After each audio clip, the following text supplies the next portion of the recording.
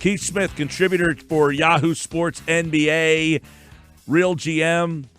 And the NBA season is back. Keith is back. We'll talk some NBA, some Sixers, and everything else with him right now on the Boardwalk Honda hotline. Happy welcome back NBA season there, Keith Smith. What's going on? Hey, Mike. Thanks, man. I appreciate it. It's my favorite time of the year. We're getting to see how these teams that were on paper only, how they're actually all really coming together. So this is a great time of year. Early in the season, a lot of teams looking to see who they are, kind of feeling themselves out. And as we know, here in Philly, they are unbeaten, 3-0, which they beat the Celtics. I'm sure you were closely watching that game. They had a hard-fought win against Detroit and then a tough game against Atlanta the other night, which they squeaked out. So far in the early going, what are you seeing that is different about this year's Sixers team from the one that finished the year in Toronto last year? Yeah, the first. I think Keith vanished. You there, Keith? We got you? Oh, I'm here. Can you hear me? We lost you for a sec. You said they're first, and then you just kind of evaporated. Oh, all right. Well, the first thing that stands out playing the super obvious card here is their size. I mean, they're just when everybody's healthy and in there, they're ridiculously big compared to the rest of the NBA. It's almost comical that Josh Richardson at 6'6" is the smallest guy in the lineup. So that stands out. But I think the defense is even better than last year. And last year they were already a pretty good defense. And I think then the other piece is Ben Simmons seems to have taken his game to a new level early in this season, where he's just able to do a lot of things, whether it be off the dribble or breaking things down for himself, his teammates, or whatever it is. He's really looking good so far. One thing in that opening game, I know it was a week or so ago. It was actually a week ago tonight that Philly played Boston, but how ugly that game was. Is that something that you think the Sixers can continue to win in that fashion, playing this bully ball, this, really ugly, aesthetically unpleasing style of basketball? Yeah, to an extent, I think they can. I think they'll be just fine if that's what they do is, play a game that's designed around let's get the ball on people inside. We're going to beat them up, and we're going to make it happen that way. Where I do worry is when you get into the playoffs, it seems like that's a playoff style, and we all hear the playoffs slow down, and it's a different game, and defense matters more. That's all true, but when it's like that, offense ends up being still a big part of it. And what I worry is there's still another shooter away. There's still one more offensive creator away from figuring that out. Now, if Elton Brand and crew can figure that out in season and go get the team another shooter, then that's not even going to be even remotely a worry. Just right now, they're just shy a couple pieces, especially for depth reasons. Hey, I know you watched a lot of Al Horford and the way he was used in Boston. What are you seeing the way that Philly is using him that may be a little different and either can get more from him, or do you think they're not using him the right way? Yeah, I've noticed so far over these first handful of games, it seems like he's doing a lot more spotting up, and I think that's because they're using him to play off of Simmons. The Sixers also don't run a lot of pick and roll. They're one of the least frequent teams running pick and roll in the NBA, and Horford is really a guy who does quite well in the pick and roll, pick and pop game. You saw Boston run that a lot with him and Isaiah Thomas early on, and then him and Kyrie Irving the last couple of years, and then some of the other players on the Celtics. So I think there's times when this year it feels like he's being almost relegated to, hey, get it down and spot up, which is not really probably the best use of his skills. Now, when they're putting the ball in his hands and he's making a lot of plays and he's doing a lot of that high-low plays to Embiid, to Simmons, in reverse as well. Those guys are finding him on those high lows. That is really something that I think is just next to impossible to stop because no other team in the league can run it with that kind of size and skills. Yeah, absolutely, Keith. And this is Ryan. It's good to have you back on the show. As always, NBA season is here, and it's an exciting time for all Sixers fans as, hey, one of the three remaining undefeated teams. It is early, but they're looking good and also hideous, as Mike mentioned, just because their style of play is like Rocky 1, 2, and 3, not 4 or 5. But talk about Ben Simmons and his progression, or lack thereof, some people are saying. Do you see anything different with Simmons through 3 games and playing alongside some of his new teammates? Yeah, I think he's been different in the sense that he is really aggressive. And it's not that he wasn't aggressive before, but it looks like this year he's really determined to, I'm going to get to my spots. I'm going to get into the paint. I'm going to make plays. I'm either going to score myself in here or I'm going to make passes to my teammates out around the perimeter or on cuts and those kind of things. And that's really important because for him to get to where he wants to be, he's got to do those things. Because otherwise, what's going to end up happening with Ben Simmons is that he is, because of the lack of a jump shot, he's just going to have to continue to beat guys in other ways. Otherwise, he starts to become that guy that unfortunately saw at times against really good teams who's just kind of hanging out there and not doing a whole heck of a lot. Now, I know there are a lot of people who are saying, well, he still isn't shooting jumpers and he's still not, pulling up from 3 and those kind of things.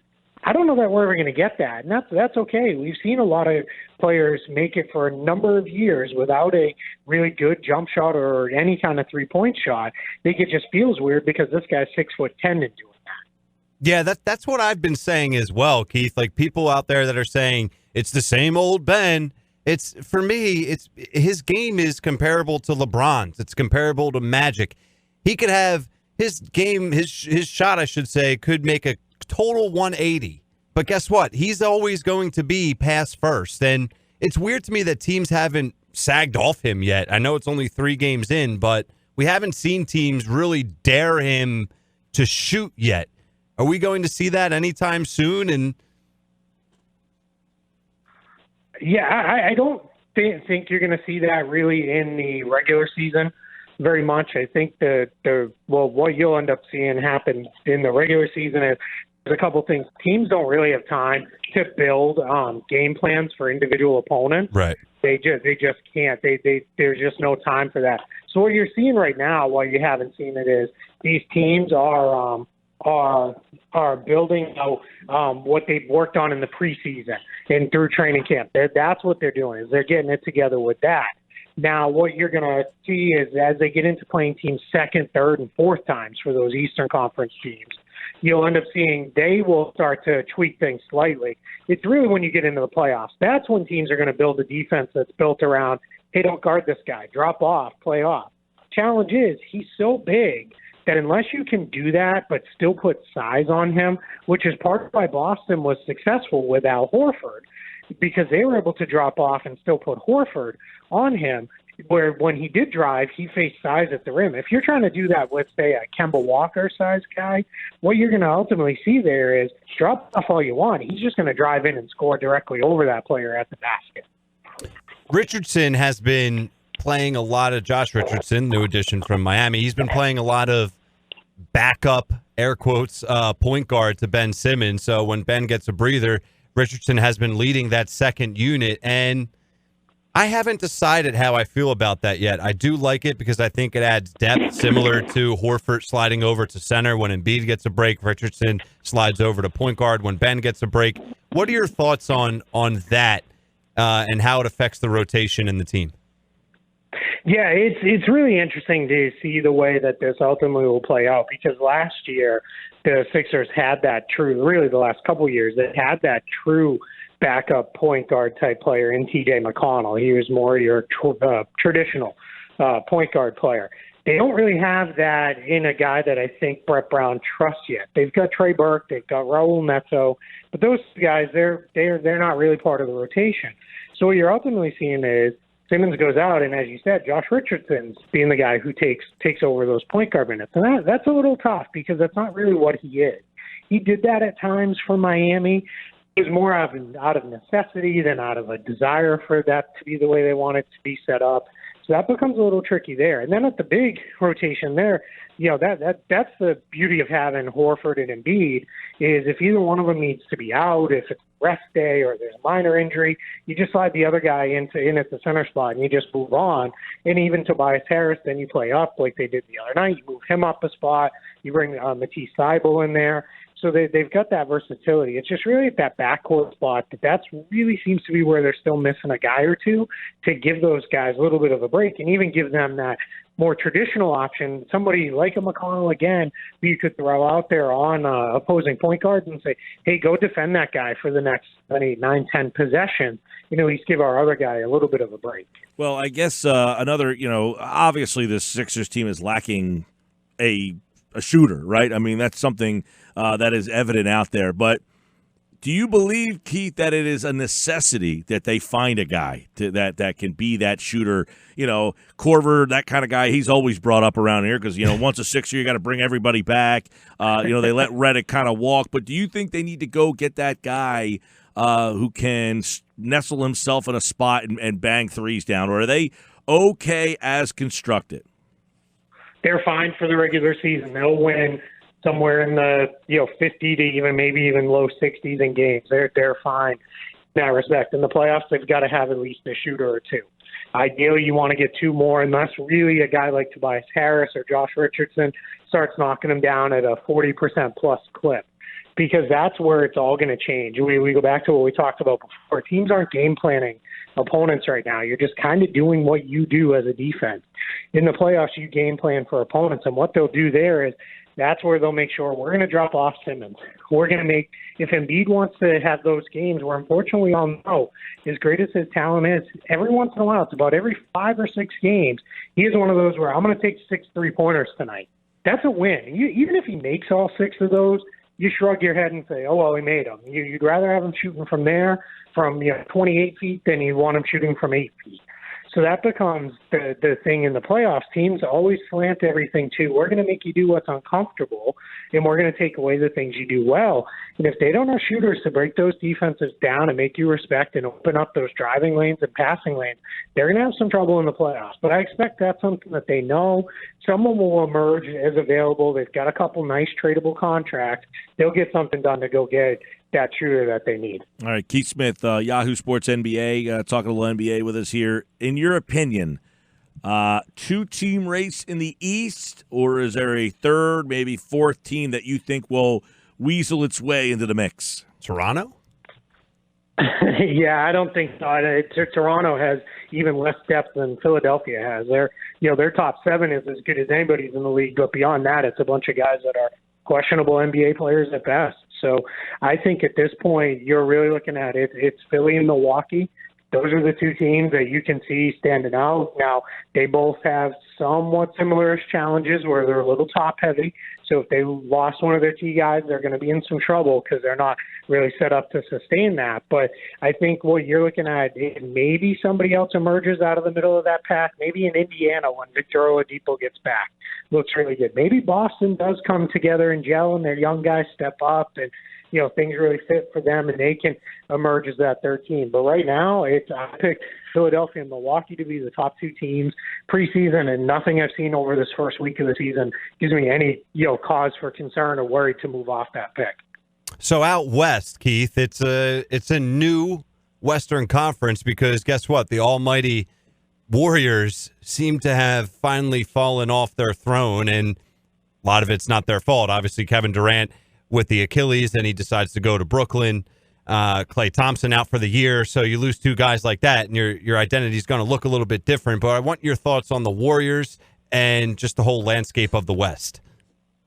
Yeah, the Warriors, when you talk about your teams with no depth, they just have none. It is Steph Curry, Draymond Green, D'Angelo Russell, and then a whole bunch of question marks on that roster. Kevon Looney's probably their 4th best player of their available group, and he's even hurt right now too. So that's going to make it really tough. It's going to be hard. As great as Steph is, as great as Draymond Green is, as good as D'Angelo Russell was last year, a 3-man team is not going to cut it. And that's really what they're rolling out night to night. And they left themselves precious little wiggle room with the way they constructed their roster because they're hard capped because they did a sign and trade and took a player in a sign and trade. They became hard capped, so they don't even have a position to replace guys if someone gets hurt. They've just got to feel it out and figure it out as we go here. So they're in pretty tough shape this season. I don't know that we're going to see them get much better than what they are, and I don't know at this point. I thought they'd still be a playoff team, but I also was pricing in. I thought Klay Thompson would return sometime late in the regular season. Now it's starting to look like maybe they won't. Maybe they won't even have a reason to consider rushing him back. Yeah, I know this summer when this all happened, I was kind of saying I don't see them making the playoffs, and they're getting beat. They got beat by like 40 the other night, and it's it'll be interesting to see if they are like in that middle of the road, like 4, 5, 6. If they try to make a trade to get to the playoffs this year, or like do they just say, you know what, we had so many things against us, let's just take the year off, rest up, and then come back healthy. So I think they'll be an interesting team to keep an eye on as this season goes. If they're at the bottom of the Western Conference standings. When I say the bottom, I mean like 6, 7, 8, 9, 10, in that range. Like, do they do something to try to just make the playoffs? Yeah, they certainly could. Now, they're limited, right? They can't really take any money back in a trade, but there are a lot of people who expect that D'Angelo Russell deal was specifically signed, that they acquired him with the idea of he is their big trade piece.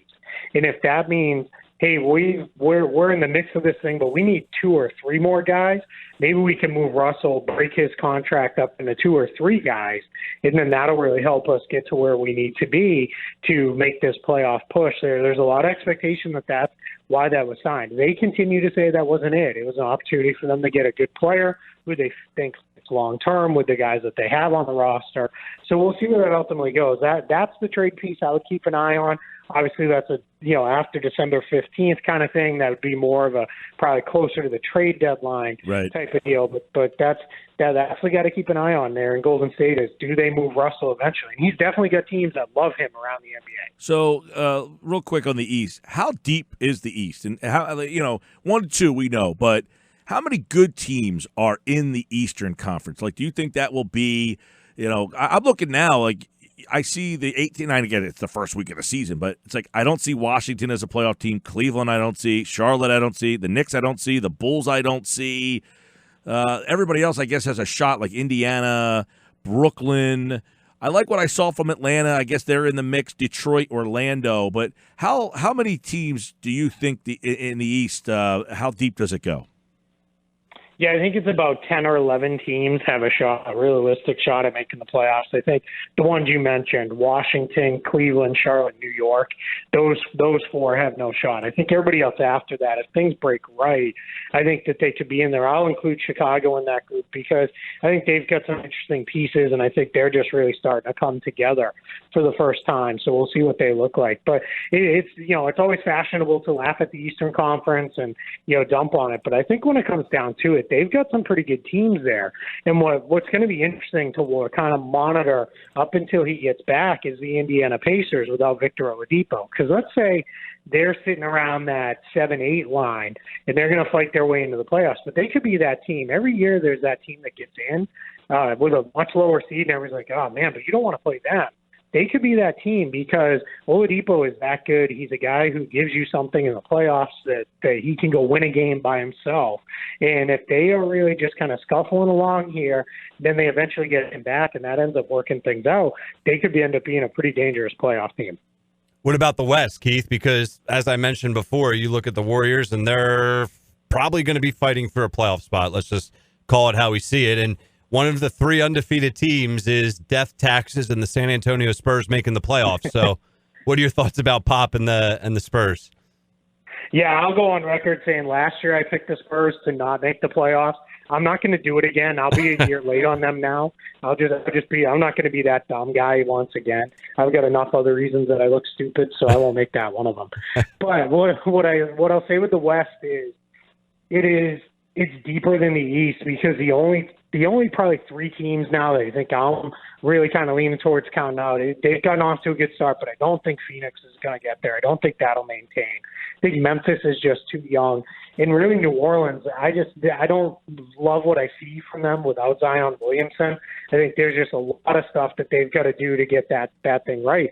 But that's it. The other 12 teams in the conference, you could tell me one of them makes it, and I'm not going to be surprised at all to if that's how it turns out because there's just so many good teams there, and there's so many teams that it's very easy at this point to talk yourself into it. Now, a month from now, we'll have a sense. If the Sacramento Kings are still looking bad and they haven't turned it around, I think you start to write teams off in the West because in the West, you're not getting in with 42, 43 wins. You're going to have to win probably somewhere north of 46, 47, 48 games, and in that range to just be a playoff team. So you really can't afford to lose these early season games because you'll put yourself in a hole you just can't get out of. Keith Smith, and of course, we'll be talking basketball midweek with him throughout the rest of the NBA season from Yahoo Sports. Covers the NBA, and you can follow him on Twitter at Keith Smith NBA. It's Sixers. Wolves tonight, another good team in the West right now. The Timberwolves, they've been playing well, and that game's coming up at 7 o'clock. You can listen to it right here on 97.3 ESPN. All right, Keith, good to talk to you again, pal. We'll be this season should be very wide open. Yeah, I'm really looking forward to it. There's no inevitability hanging over things, so this should be a great season. Looking forward to jumping on with you every week and breaking it all down. All right, Keith Smith, like all guys, appear via the Boardwalk Honda Hotline.